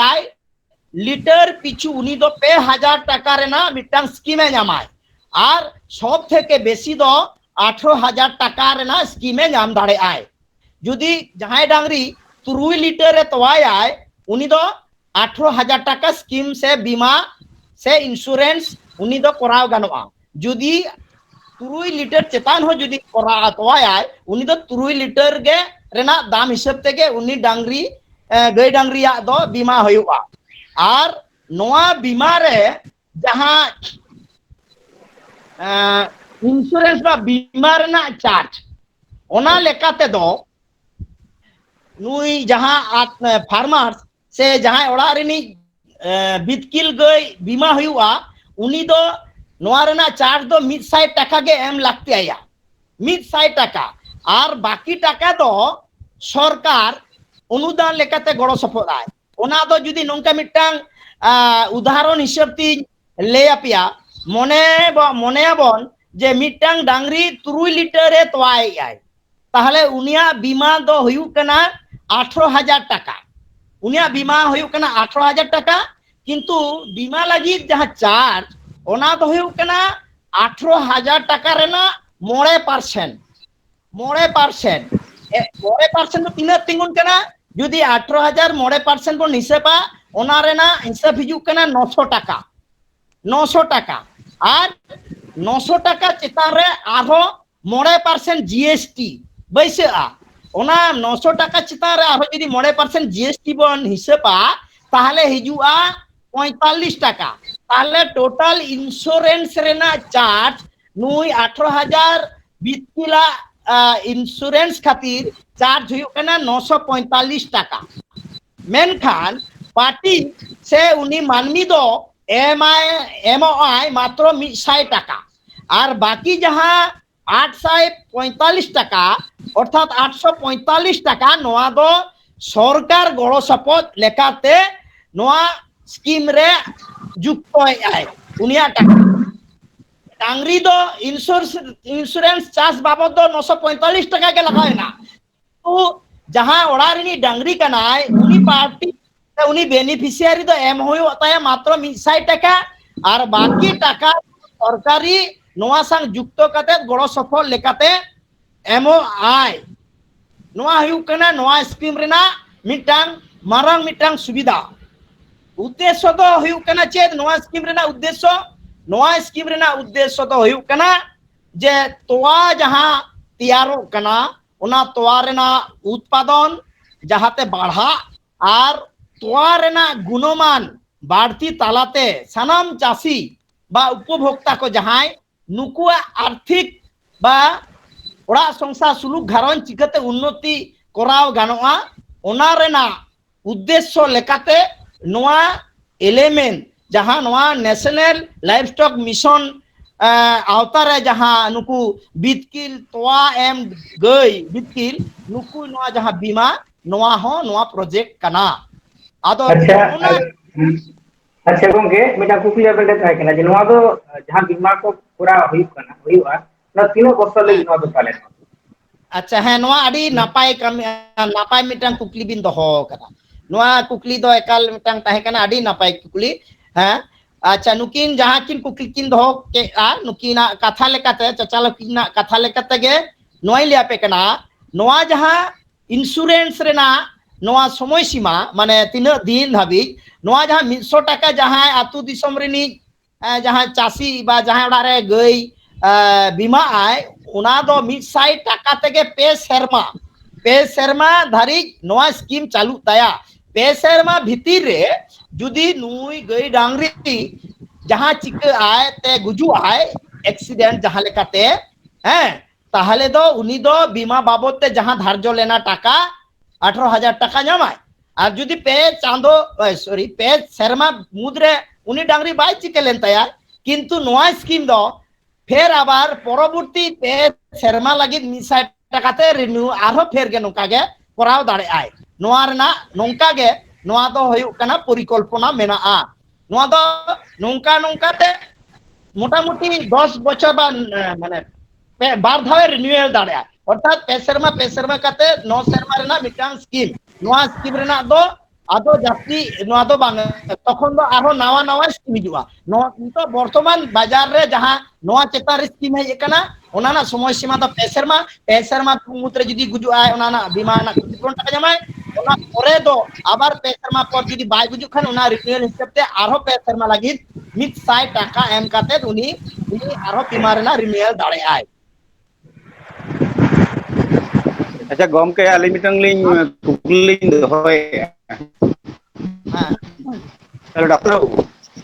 हां ले बिना कथा लिंग दोहया नो जे इंश्योरेंस रना व्यापार में लेके आ तो हाँ ये इंश्योरेंस रना व्यापार में लेया तो गज लेंखान की सरासरि टाका गेली ᱧᱟᱢᱟ से आरो चेक को चिका बारांग हुआ जहाना कागज पत्र एम लगाव लिया से बांग लगाव लिया नोआ बिन भाले मिटांग कुकली बिन दोहो का नोआ हो बड़ाय कथा नोआ जहां डांगरी जुदी नोआ बीमारी नि डांगरी बा जहां इंश्योरेंस कराव हुईना उनी डांगरी गज एनाय ओना गज टाका दो सरासरि दो बांग ᱧᱟᱢᱚᱜᱼᱟ जे गज एनाय टाका मई पे ओंकाना कथा नोआ दो बांग कना गज लेखान पुइलु मांग रेगे नोआ मांग ते लई मिटांग अबिन लाक्ति ताहे कान तालिया ओना बांग ले का नितो नोआ कुकली तारा रे लि लेया नुकु बीमा कान बा इंश्योरेंस कान डांगरी को दो जखन बीमा हुआ तखन के जहां डाक्तार ओंडे बीमा लगी दे चला आय साउते इंश्योरेंस एजेंट जहां को हिजुआ उनी बीमा समय गे उनी डाक्तारा कथा उनको उपभोक्ता ठेन बा उनी चासी बासी ठेन नोआ ताहिना नुई बीमा कान गई डांगरी रुआ हसू कान रेगे उनी दो ओना ब्लॉक ऑफिस रे नुई लगी नुया रुआ हसू बाबूत ते प्रथम दो जोगा जोगाय जे इनी आपे इंश्योरेंस आका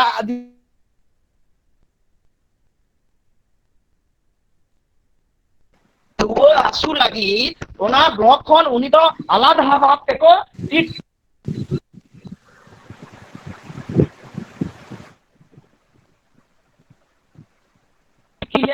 ताहेना जदि जहां होइतो हठाते गजनाय जहां मिद निदा भितिर ते गजनाय जहां लेकाते होइतो लाइफ फ्लो ते बा जहाना ते के गजनाय बा को बड़ा दाय से डाक्टर बा को खबर दाया दे उन समय रे आदो गज पर हो डाक्तार खबर को होयुका इपरेन रे ब्लॉक रे जहां ब्लॉक स्तर रे डाक्तार को ताहेना उनको डाक्तार खबर को होयुका उनको खबर काते तबे आना उनी डांगरी गिडी से एटा एटा कमी होरा दो जतक्षण बांग उनी डाक्तार बाय हिजुआय हेज बांग काते बाय नेलियाय ततक्षण उनी डांगरी दो ओड़ा रेगे ताहेनाय उनी डाक्तार हेज काते उनी गज डांगरी नेल तायाय सारीगे उनी दो ब्लॉक खन इंश्योरेंस जहां हुई लेना ओना आवतारे नुई मेनाया से बांगा माने इंश्योरेंस नि डांगरी कनाय से बांगा ओना इंश्योरेंस लागि दो लुतुर रे मिटांग नंबर एम हुआ ओना नंबर मांग रे ब्लॉक रे हो ताहेना और ओना दो इंश्योरेंस कंपनी ठेनो पाठा हुआ उनी ओना वेरीफाई आय जो नुई दो इंश्योरेंस नि डांगरी कनाय से बांगा जदी डांगरी कान खाने आजा सामांग रेगे उनिया पाटिया कान जहां नंबर इंश्योरेंस नंबर ओना बन गया ओना खुलो काते चिके उनी डाक्तार ओडे पोस्टमार्टम आय अर्थात चिकते उनी डांगरी गज आकनाय उनी ओना पोस्टमार्टम काते उनी डाक्तारे नेलेयाय डाक्तार नेल काते पोस्टमार्टम जहां कामी ओना तोराव काते आर उनको सांग उनी गज डांगरी पोस्टमार्टम मारांग जहां पाटिया ᱧᱩᱛᱩᱢ ते उनी बितकिल से गई इंश्योरेंस होइलेना उनी गज डांगरी सांग ओना लुतुर रेना जहां नंबर ताहेना उन मारांग ओना ताहेन तुलुई के मिटन छवि तुला होयवा उनी फार्मार साथे तार परे ओना लुतुर रेना नंबर खुला होयवा डाक्तार सामांग रे तार परे डाक्तारे पोस्टमार्टम आय पोस्टमार्टम पर डाक्तार जहां गे नेलाय ओना आज लेका भाबियाय তারপরে উনি ডাংরি দো যথারীতি ডাক্তারে মেতা কোয়া এটা যাহা আবো বলেন তা কো গিডি কোয়া ওনা গিডি কামি এবারে উনি অনে যে ডাক্তার হেজনে পোস্টমর্টম কাতে পোস্টমর্টম রিপোর্ট দো ডাক্তারে তৈয়ারাই हेलो मी हाँ, और लेबी। कुकली दो कदा जे रविवार दिन मात्र डाक्टर को बाकू तहना ताहले जुदी शनिवार दिन जुदी जहां लेका गज लेन खाय ताहले पोस्टमार्टम लगी कि सोमवार हबी अपेक्षा हुआ नोडे नोआ मिटांग भाले लाक्तियान कथा कना डाक्तार दो हिसाब रेना दो पोस्टमार्टम दो हुयुग कना जे हिलोगे गुजु आय इन हिलोगे कराव लाक्तिया एबारे हुयुग कना डाक्तारे जहां ब्लॉक रे जहां होड़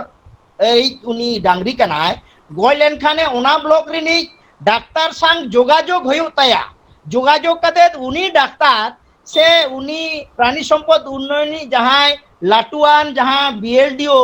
उनी ऑफिसर तहनाय उनी संग गपाल मराव कते गे जुदी डाक्तार पाठावया से डाक्तार चलाय ओना दो उन्नी संगे गालमराव कते ओना दो सिगिलवा चेत को चिकया मेनखान कथा दो हुयुग कना उनी पोस्टमार्टम गय डांगरी दो इने हिलो गे करा हुया जे हिलो गोजो आय इने हिलो गे करा लाक्ति कना आर ओना दो चेलकाते करा हुआ बांग करा हुआ ओना दो ओना ब्लॉक रे डाक्तार जुदी ऑफिस रे बाय तहनाय उनी संग जोगाजोग कते करा हुआ चेलकाते करा हुआ बांग हुआ उनी संग रपड़ हुआ नवा कथा दो अच्छा बुझाओ गे अभी मज आशा करी जहां कुकली दोहल दा उनिया कुकली रे तेलाई नाम किदा अच्छा गोंके आर मिटल लिंग प्रश्न है जे आलिनी धरो डांगरी मेनाया तो 18,000 तेगे तालिन बीमा होयना आलिन तो 100 टाका एम लगाव लिया हां 100 टाका आदो 100 टाका लिंग एम लेखान आदो आलिन दो माने चेक कागज कुलिन ᱧᱟᱢᱟ से बालिन ᱧᱟᱢᱟ बा पोरते चेक लिंग उदुगा अबिन 100 टाका बिन एम लेखान अबिन 100 टाका बिन एम लेखान अबिन nyutum te जहां डांगरी बीमा हुईना से इंश्योरेंस आवता रहेना नोआ इंश्योरेंस ना जहां 100 टाका बिन एम किया ओना दो हुयुग कना इंश्योरेंस चार्ज माने जहां इंश्योरेंस आवता रे आगु लगी जहां खर्चा ओना खर्चा को लगी जहां पैसा लगा ओना जहां टाका ओना 100 टाका अबिन ठेन कोन ले हतावा और अबिन ठेन कोन हताव काते जहां सरकारी जहां नोआ दफ्तर रेना सरकार मेनाया उनी सरकार बाकी जहां टाका ओना टाका मेसा काते इंश्योरेंस कंपनिया ऑफिस रे नोआ कोदो इदी हटो काको दे उनकुआ उनिया nyutum ते माने जहां अबिन गई बिन इंश्योरेंस हुई कना अबिना nyutum तेगे उनी गई बाबद जेमन एलआईसी को बन करा लेखान जेमन मिटांग सर्टिफिकेट ᱧᱟᱢᱚᱜᱼᱟ ओंका गे नुई डांगरी बाबद हो अबिना nyutum ते जे लेकान डांगरी तबिन तीना टाका रेना इंश्योरेंस करा हुई कना बीमा एवं तीना चे लेकान डांगरी कना एवं तीना शर्मा लगी नोआ इंश्योरेंस लीड कना ओना रेना मिटांग सर्टिफिकेट अबिन आले जहां ब्लॉक प्राणी सम्पद विकास ऑफिस मेना ओडे नोआ कागज हिजुआ ओडे खन अबिन को एम लगी को नेवता बिना से को हो बिना अबिन ओडे खन ओना अबिना सर्टिफिकेट बिन इदिया इंश्योरेंस ना सर्टिफिकेट अच्छा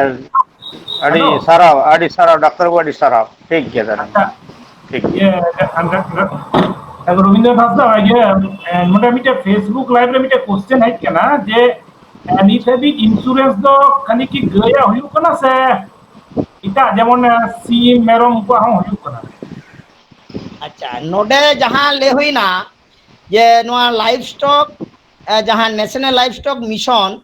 नोआ नेशनल लाइफ स्टॉक मिशन रे तो जहां बाबत लिंग लेका नोआ तो सुदु जहां गई तोवा को एमिया नुकु खातिर के मेना किंतु जहां जहां को एनारी लेकिया जे सीम सुक्री गेडे बिडी मेरम डांगरी नुकु को तो जखन लोन बन हतावा से एनारी ले हटो काते हैं लोन बन हतावा तखन के ओना लोन आवतारे उनको को आदो ओना भाग भागते इंश्योरेंस रेना हो मिटा पार्ट मेना ओना दो अवश्य गे डंगरी असुले रे हो आर मेरमे असुले रे हो आर सीमे असुल करे हो ओना दो फार्म आकार ते ओना रेना इंश्योरेंस दो हुआ विशेष करे सीम और गेडे को दो और मेरम सुक्री और बितकिल डांगरी को दो ओना दो बितकिल अनुसार हो हुआ आबार फार्म हिसाब ते हो हुआ और नोआ जहां अलिंग लिंग लेया नोआ दो आलादा मिटन स्कीम कना जहां दो शुधु मात्र गे लाइव स्टॉक जहां डेयरी अर्थात तोआ एम डांगरी लगी नोआ मिशन दो शुधु मात्र उनको लगी के अच्छा आइमा सारा नोआ कुलिंग ले आंजम किया और आल मिटन लिंग जहां किछुकन मारांग इंश्योरेंस ना बीमा टाका गय लेखान चिकाते जमा ओना आलिंग लिंग ले आंगलिंग मुचे दाका आतो जहां ओना जे डाक्टर पोस्टमार्टम किदे उनी आजा पोस्टमार्टम लिखाते रिपोर्ट मा तैयाराय एबारे पार्टी जी हुयु कोना हुयु ताया मिटन दरखास्त करा हुयु ताया से आवेदन हुयु ताया ओने जहां छवि ओने जे गय लेन रे ओने जे छवि राखा होइलना ओना छवि आते मिटन सादा कागज रे ब्लॉक रे जहां बीएलडीओ मेनाया उनी ठे मिटन दरखास्त आय जे इन नोआ नौकान रंगी मिटन डांगरी ताहे कान तिया इन गज आकनाय ओना रेना अनुदान जाते बीमा हिसाब ते बीमा ना अनुदान हिसाब ते जामा आदो ओना ओंडे जमा लेखान गे उनी जहां डाक्टर पोस्टमार्टम रिपोर्ट तैयार राखाय ओना रिपोर्ट आर कतगुलो फॉर्म मेना इंश्योरेंस कंपनी ठेन ओना उनी भेजाय ओना उनी डाक्टर जे नौकान जुतुमान होड़ा डांगरी गज आकनाय ओना कथा तो माना के पठा हुआ ओना कितुम ते उनिया फॉर्म हिजुआ इंश्योरेंस कंपनी खन फॉर्म हिजुआ क्लेम फॉर्म जहां तो टाका नाम रेना फॉर्म हिजुआ ओना फॉर्म साउते उनी मानमिया से उनी चासिया बैंक अकाउंट आर हुयु कना बैंक रेना डिटेल्स आर उनिया सोई सबूत लगी ना मिटांग बैंक डिटेल्स ना फॉर्म नामोआ आर मिटांग आजा मिटांग क्लेम कराव लगी मिटांग फॉर्म नामोआ ओना फॉर्म रे हो उनिया सोई लगा नोआ को कागज और इंश्योरेंस रेना कागज और डाक्टर पोस्टमार्टम सर्टिफिकेट और उनी गज आकान छवि डांगरी सह उनी पाटिया ओना को मित्ते कराव काते और हाने जे मिटांग लुतुर रेना मिटांग चिन्ह ताहे कना ओना को झोतो मित्ते सजाव काते आबार उनी इंश्योरेंस कंपनी टेन पठाव लेखान नोआ रेना टाका दो सरासरी उनी जहाई गय लेनाय उनी पाटिया बैंक अकाउंट रे गे टाका दो एकदम सरासरी बोलोना कोनो ऑफिस ते कोनो टाका बांग हिजुआ आज हो कोनो ती रे टाका बाय नामाय आजा एकदम अकाउंट रे हाडे कोन सरासरी आजा अकाउंट रे टाका बोलोना एवं ओना रेना इनफॉरमेशन से ओना रेना कथा लेकाते ब्लॉक रेनी जहां ऑफिसर मेनाया उनी मिटान डॉक्यूमेंट्स को माया जे आमा ब्लॉक खन तिना गान नोंकाना क्लेम ताहे कना नोआ क्लेम सेटेल कना ओना कथा आमा डॉक्यूमेंट्स ते मिटांग ले एमा मेया माने नुई कागज को पठाया और पार्टी जाते आमेम ले आया माने उनी ऑफिसर ले आया जे आजा अकाउंट रे टाका बोलाओ कना बैंक अकाउंट बोय वेरीफाई लेखान के उनी दो बुझो जामाय जे टाका बोलो कना और नेतार मा बैंक अकाउंट खुलो लेखान के मोबाइल संग लिंक तहन कना ओना मोबाइल रे सरासरी नोआ मैसेज नामाय जे नो बाबत मिटा टाका बोलोयन ताया नोआ होय कना इंश्योरेंस रेना टाका नाम बाबत गालमाराव और नित हबो अच्छा गोमके 3 लीटर गे तोवा लगा गोमके हां हेलो हां माने हाँ ले 3 लीटर के तोवा लगा जुदी 2 लीटर बा 4 लीटर रे तोवा खान गानो आय से बाय गानो इंश्योरेंस हाँ ओना अबिन होय तो मस्त अबिन आजमा का आलिलिंग लेके आ लीटर पिछु 2000 टाका मिल लीटर रे तो आय रे हो उनिया इंश्योरेंस तो अच्छा अच्छा 12 लीटर रे अच्छा, तो उनिया इंश्योरेंस रे 2 लीटर और थेके कथा यु कना मिल तोवा एम हुय तया मिनिमम मिल लीटर और सब थेके बेसी तो हुय कना जहां तिना के माय 6 लीटर धारी तेना बीमा जहां टाका धार्जो कना सरकार तरफ से 18000 टाका उन सुमुंग के बीमा गानवा और छतो खन लातार तो मिल लीटर आइमा सारा होबेन हाँ गोमके धरो आलिंग डांगरी तो धरो 60000 टाका रनी डांगरी ताले आलिंग की 18000 टाका ते आलिंगा दो लॉस बालिंग जमा से नोकाना कोनो आरो सिस्टम मेना का अबिनी के डांगरी 7000 हुई चोरे अबिनी डांगरी 6 लीटर तो दाड़े आए 7000 नी डांगरी 6 लीटर तो दाड़े आए 20 লিটার তোয়ায় 20 লিটার তোয়ায় তালিং খান দো তাহলে চেক লিং চিকায়া হ্যালো বিনা তো 2 লিটার আচ্ছা সব থেকে বেশি তো 20 লিটারের কয়েল হয় 2 লিটার কে ইন্স্যুরেন্স বিমা রেনাক ধার্য মূল্য তো নামোয়া অর্থাৎ 2 লিটার হাইয়েস্ট ওনা রেনাক দাম নামোয়া চেতান do bang আচ্ছা namoa enar ni lega abin আচ্ছা চেতান হতো ay সর্বোচ্চ 6 লিটার ধারি গে ইন্স্যুরেন্স রেনা বিমা আকারে যাহা 18,000 টাকা ওনাকে নামোয়া আচ্ছা আচ্ছা আরে সারাও আরে আয়মা সারাও ঠিক গিয়া তেহেন তেহেন আলিয়া আচ্ছা সরকারি হ্যালো গড় হ্যালো আর মিटे कुकली है kana itu noka kana je bhumihin jahan chasi kana ko unko noa ko scheme rea subida ko nyama se ba karone or kara je rengej abu joto hor ki rengej nachar besir bag rengej nachar hor kana bun jumi jayga rea kagoj ko ঠিক banut tabuna to noy je mite lay kukli ya do noa rea che leka mane suggestion em dali kiya jahan jumi jayga banut takwa হ্যাঁ নোডে energy লেকা যে নোয়া কো scheme যাহা loan আকারতে নামক কানা সে গড় সপদে এমক কানা লিং লেকিয়া নোয়া করে দো নিত হাবিক দো মর্গেজ হিসাব তে দো জাহানা বা জাহানা জায়গা দেখাও গে হইবা ওনা ক্ষেত্রে দো জাহায়া বানুয়া উনি তো বাই জামায় মেনখান জাহায় ওনা ফ্যামিলি রি মেনা উনিয়া নিতুম তে হইবা হপন তে দা নিতুম তে হইবা bang rehong unia hopon te da अरे नोआ स्कीम दो तहन जमी जगह जाना उदू दिगे लगा utu tege laga noa re to Asha jayega tege laga सेंट्रो मास्टर जहां नोडे नोआ कुकली दोहल दा कुकली रे तेलाई नाम किना आदो पासे समय हो नतो तो बई बई ते कम हजु कान तबुना आदो ओना हिसाब ते डॉक्टर रविंद्र हासन बताया थोड़ा गुछो गुई alinya तबुना tehnya kata do alinya nore ge taha jaha sarkari goro sapot hisab te jaha ko nyamoa ona galmara do alinya torof khon do alini mucet aka ado jahana ongkana kuli ko tahen kan pe le dare अच्छा आयमा सारा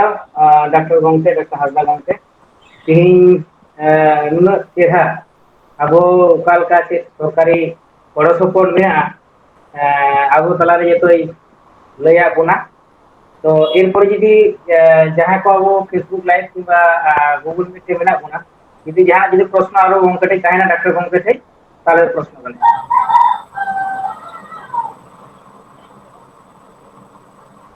यदि जहाँ को ताहेना जहाँ प्रश्न ताहेना ताले doctor गंगते उत्तर देता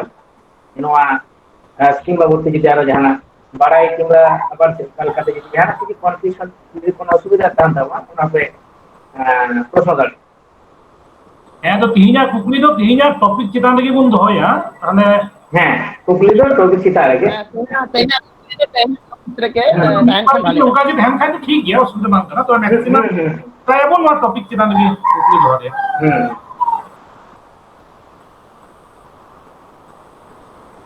এখন ডক্টর গমকে এত চেহাই দেই কথা না তো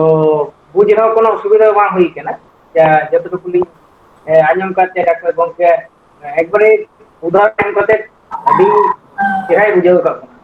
বাই চান্স যদি পরবর্তী ক্ষেত্রে কোনো অসুবিধা হই থাকো না আবহাওয়া যাহা প্রতিটি ব্লক রেগে আবহাওয়া যাহা প্রাণী সম্পদ দপ্তর বিনা মনে করো না খবর বন জানো তো আলে নোলে তো জাস্ট দিস হুদিস মিটা আপে কোটে না দেওয়া হই না হ্যাঁ নৌকাকে প্রতি শনিবার গে আলে বিভিন্ন রকম জীব জিয়ালি আছে বিভিন্ন রকম প্রোগ্রাম আছে লাজ রাখতে না নৌকাকে আলে ফেসবুক লাইভ আর না গুগল মিট নিয়ে দিতে পারবে আর তাছাড়াও যদি যাহা বাম্পে নিয়ে যাবে দেয় उनको तो परवर्ती के नोआले रेकॉर्डिंग तहन कान तलिया आले यूट्यूब चैनल में ना और साथे डहार ना जहां फेसबुक पेज नोडे पे चलाल हो नोआ डिटेलिंग ते पे जा तो यदि जहां प्रश्न यदि तहे ना नोआ तिहिन जहां डॉक्टर गंके लेई का तबना ताले प्रश्न करे 2 मिनट समय माबे कना 2 मिनट मধ্যে जहां यदि पे तो प्रश्न है আর বাকি তো নয়া পুরা আলে তো প্রোগ্রাম বলে মুকেতা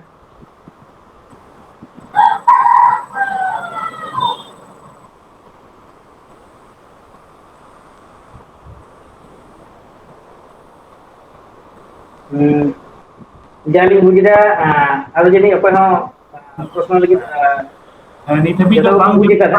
ᱚᱱᱟ ᱯᱷᱮᱥᱵᱩᱠ ᱨᱮ ᱵᱟᱹᱱᱩᱜ ᱠᱟᱫᱟ ᱱᱚᱰᱮ ᱦᱚᱸ ᱱᱤᱛ ᱦᱟᱹᱵᱤᱡ ᱵᱟᱹᱱᱩᱜᱼᱟ ᱟᱪᱪᱷᱟ तो asal aling teheng jahan leka ape kuling bujhau ka pia asal aling ona chetan re kukli hoito banut tapia menkhan poroborti porjay re jahan chachalai gomke Dr. Gurupad Mandi kin likia jodi jana onkana kukli tahen khan ona do nije nije elaka rena jahan blok prani sampod bikas bibag jahan office menaa onde chalaw kate noa rena ape खोज खबर पे आता दाड़ा एवं नोआ को जहां अलिंग लिंग लेकी आपे सामान रे तेहें ओना को दो नितो आर एकदम लेटेस्ट जहां स्कीम चालू कना ओना चितार गे अलिंग आपे मे लुतुर लगे लिंग लेया पिया आदो असो अलिंग नोआ को दो आलिया ब्लॉक ऑफिस रे पे चलाव लेन खान गे नोआ ना गड़ो सफल दते न्यामा एकदम लेटेस्ट नितो दो चालू कना नोआ को आदो जाओ सानाम को गे आसो नाइते नापाइते बुझाव दाड़े हचो काट पिया और नौका गे आयमा आपे सरहाव जहां तेहें नोआ गूगल मीट से फेसबुक लाइव रे हेज काते आलिया नोआ डहार ना गालमाराव पे नेले तहें और जहां को जपड़ाव मेना का पिया हपेन दिन रे नौका गे जपड़ाव तहें पे नाना रकम दिस उदिस ले एम ना पिया और तेहें जहां नोडे चाचालय सा जहां कोऑर्डिनेटर साउते आयमा डाक्टर गमके को तहें कना सनाम को गे आर मिद धाव इना पहटा खन लासाड़ है गुणमान जोहार एम कते इना जहां गालमाराव अखड़ा रेना जहां गालोचान कथा नोआ दो नोडे गे तेहें दिन मुचेत केतिया मा ताले सनाम को गे जोहार आयमा सरहा डॉक्टर रविंद्र हांसदा गमके और अडी सरहा अलेन डॉक्टर स्टीफन सोरेन जहां अलेन कोऑर्डिनेटर जतो किछु जिनिस का फेसबुक लाइव रे चर्चित कना गूगल मीट में प्रश्न चर्चित ना जतो किछु जतो समय न्याय संभव किंतु ना विभिन्न समय रे उनिया ले लिखते जायदा आयमा सरहा और जतो को जहां गूगल मीट किंबा फेसबुक लाइव रे मेना थाकना पे जतो को आले भेसा तरफ पर आयमा आयमा सरहाव साथे गौर जोहार नोआ कते के तिनिया ना प्रोग्राम दो इन चैटली डॉक्टर गुरुप्रसाद मांडी और के मुख्य